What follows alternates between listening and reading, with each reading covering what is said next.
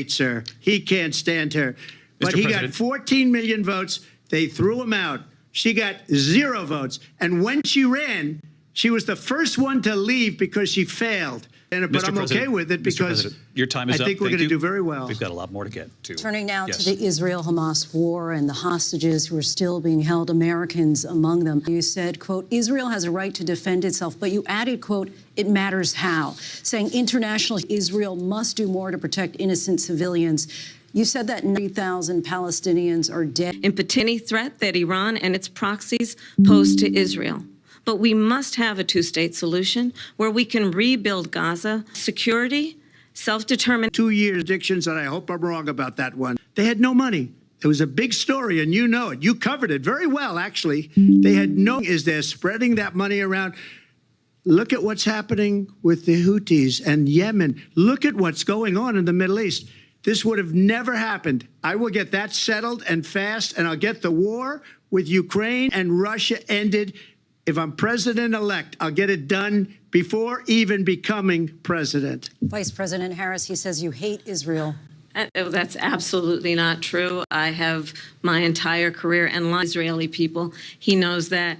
He's trying to, again, divide and distract from the reality, which is it is very well known that Donald Trump is weak in policy. It is well known that he admires dictators. Day one, according to himself, it is well known that he can do whatever the hell he wants and go into Ukraine. It is well known that he said when Russia went into Ukraine, it was brilliant. It is love letters with Kim Jong-un, and it is absolutely well known that these dictators and autocrats are rooting for you to be president again because they're so clear they can manipulate you with flattery and favors. And that is why so many military leaders who you have worked with have told me you are a disgrace. That is why we understand that we have to have a president who is not consistently weak and wrong on national upholding and respecting in highest regard our military. Vice President Harris, thank you. They're the ones, and she's the one that caused security by allowing every nation, 168 different countries, sending people into our country. Their crime rates are way down. Putin endorsed her last week, said, I hope she wins. And I think he meant it. Because what he's gotten away with is absolutely incredible. It wouldn't have happened with me. Countries think that they're weak and incompetent, and they are. Does Biden go in and kill the Keystone Pipeline and approve the ever made Nord Stream 2, the biggest pipeline anywhere in the world going to Germany and all over Europe? Because Biden, by the way, President gets paid Trump, a lot of money. Thank you. We have a lot of issues to get to. We'll be right back with much more of this historical Constitution Center right here in Philadelphia. Back in a moment.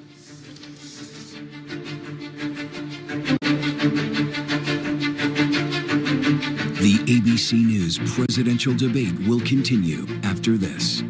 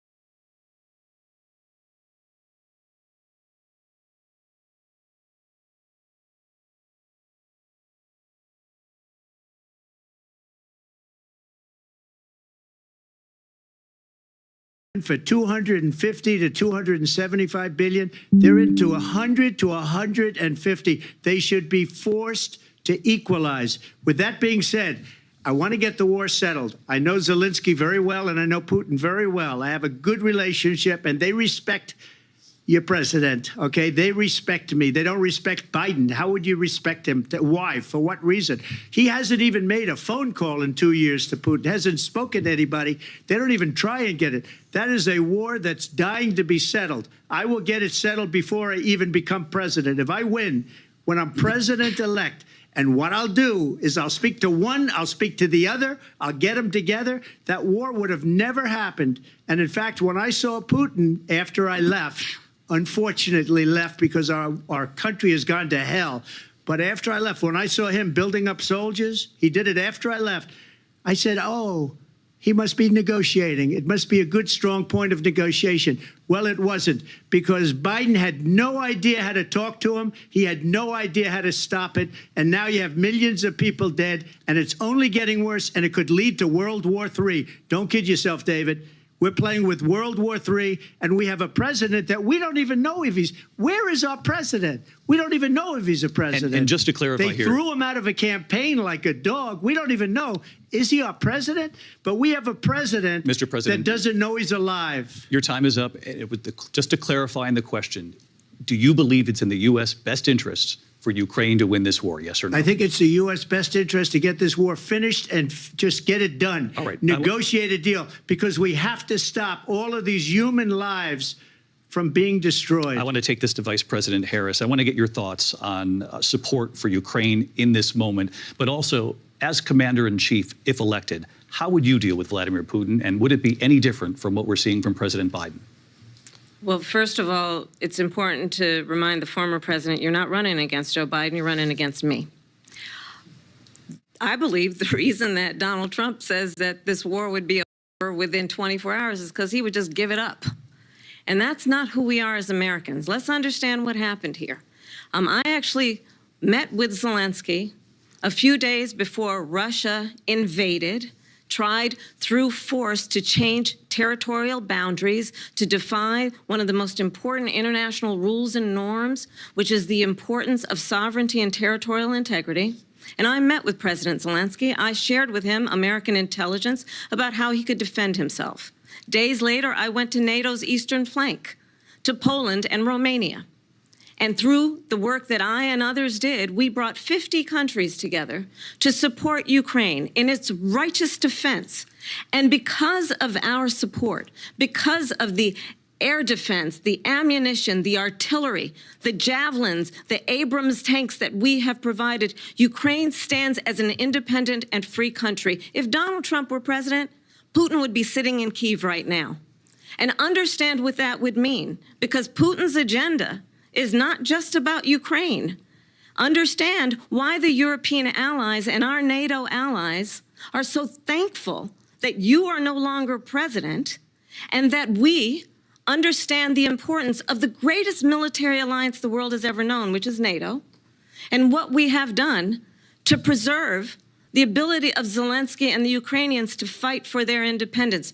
Otherwise, Putin would be sitting in Kyiv with his eyes on the rest of Europe, starting with Poland. And why don't you tell the 800,000 Polish Americans right here in Pennsylvania how quickly you would give up for the sake of favor and what you think is a friendship with what is known to be a dictator who would eat you for lunch. Vice President Harris, thank you. We've heard from both of you on Ukraine tonight. Afghanistan came up in the last hour. I wanted her to respond to something you said earlier, and please, I'll give you a minute here. Putin would be sitting in Moscow, and he wouldn't have lost 300,000 men and women, but he would have been sitting in Moscow. Quiet, please. He would have been sitting in Moscow, much happier than he is right now. But eventually, you know, he's got a thing that other people don't have. He's got nuclear weapons. They don't ever talk about that. He's got nuclear weapons. Nobody ever thinks about that. And eventually, maybe he'll use them, and maybe he hasn't been that threatening. but he does have that, something we don't even like to talk about. Nobody likes to talk about it. But just so you understand, they sent her to negotiate peace before this war started. 3 days later, he went in and he started the war because everything they said was weak and stupid. They said the wrong things. That war should have never started. She was the emissary. They sent her in to negotiate with Zelensky and Putin, and she did. And the war started 3 days later. And that's the kind of talent we have with her. She's worse than Biden. In my opinion, I think he's the worst president in the history of our country. She goes down as the worst vice president in the history of our country. But let me tell you something. She is a horrible negotiator. They sent her in to negotiate. As soon as they left, Putin did the invasion. President Trump, thank you. You did bring up something. You said she went to negotiate with Vladimir Putin. Vice President Harris, have you ever met Vladimir Putin? Can you clarify tonight? Yet again, I said it at the beginning of this debate, you're going to hear a bunch of lies coming from this fellow. And that is another one. When I went to meet with President Zelensky, I've now met with him over 5 times. The reality is it has been about standing as America always should, as a leader upholding international rules and norms, as a leader who shows strength, understanding that the alliances we have around the world are dependent on our ability to look out for our friends and not favor our enemies because you adore strong men instead of caring about democracy. And that is very much what is at stake here. The President of the United States is Commander-in-Chief. And the American people have a right to rely on a president who understands the significance of America's role and responsibility in terms of ensuring that there is stability and ensuring we stand up for our principles and not sell them for the benefit of personal flattery. We've talked about Ukraine and Vladimir Putin. I do want to talk about Afghanistan. It came up in the first hour of this debate. I wanted to move on to Afghanistan. Stoltenberg said Trump did the most amazing thing I've ever seen. He got these countries, the 28 countries at the time, to pay up. He said, I've never seen. He's the head of NATO. He said, I've never seen. For years, we were paying almost all of NATO. We were being ripped off by European nations, both on trade and on NATO.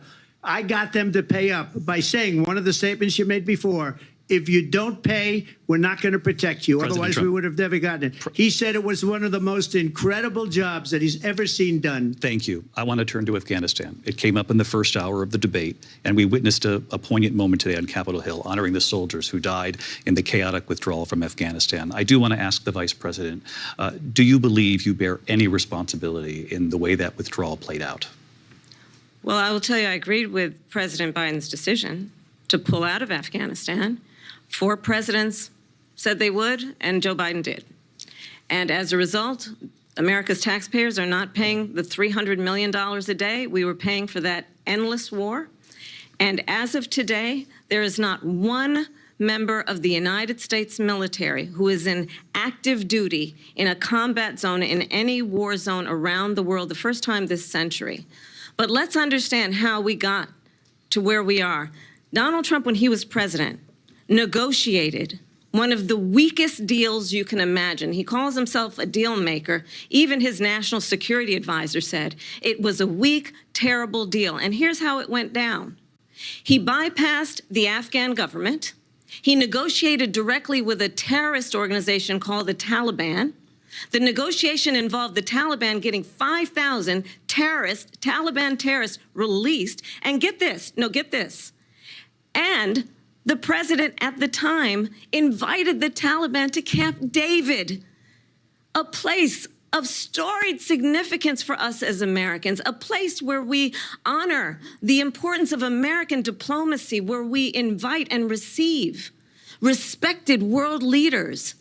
And this former president, as president, invited them to Camp David because he does not, again, appreciate the role and responsibility of the President of the United States to be commander-in-chief with a level of respect. And this gets back to the point of how he has consistently disparaged and demeaned members of our military, fallen soldiers, and the work that we must do to uphold the strength and the respect of the United States of America around the world. Vice President Harris, thank you. President Trump, your response to her saying that you began the negotiations with the Taliban. So if you take a look at that period of time, the Taliban was killing our soldiers, a lot of them, with snipers.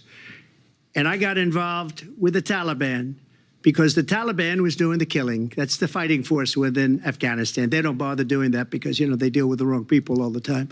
But I got involved.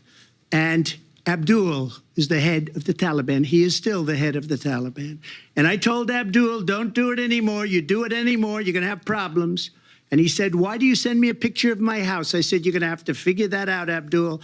And for 18 months, we had nobody killed. We did have an agreement negotiated by Mike Pompeo. It was a very good agreement. The reason it was good, it was we were getting out. We would have been out faster than them, but we wouldn't have lost the soldiers. We wouldn't have left many Americans behind, and we wouldn't have left $85 billion worth of brand new, beautiful military equipment behind. And just to finish, they blew it. The agreement said you have to do this, and they didn't do it. They didn't do it. The agreement was terminated by us because they didn't do what they were supposed to do. I want to move on. And these people did the worst withdrawal and, in my opinion, the most embarrassing moment in the history of our country. And by the way, that's why Russia attacked Ukraine, because they saw how incompetent she and her boss are. President Trump, thank you. I want to move on now to race and politics in this country. Mr. President, you recently said of Vice President Harris, quote, I didn't know she was black until a number of years ago when she happened to turn black, and now she wants to be known as black. I want to ask a bigger picture question here tonight. Why do you believe it's appropriate to weigh in on the racial identity of your opponent? I don't, and I don't care. I don't care what she is. I don't care. You make a big deal out of something. I couldn't care less. Whatever she wants to be is okay with me. But those were your words, so I'm asking. I don't know. I mean, all I can say is I read where she was not black, that she put out, and I'll say that. And then I read that she was black, and that's okay. Either one was okay with me. That's up to her. That's up to her. Vice President Harris, your thoughts on this? I think it's, I mean, honestly, I think it's a tragedy that we have someone who wants to be president who has consistently, over the course of his career, attempted to use race to divide the American people. You know, I do believe that the vast majority of us know that we have so much more in common than what separates us, and we don't want this kind of approach that is just constantly trying to divide us, and especially by race. And let's remember how Donald Trump started. He was land, he owned buildings, and he was investigated because he refused to rent property to black families. Let's remember, this is the same individual who took out a full-page ad in the New York Times calling for the execution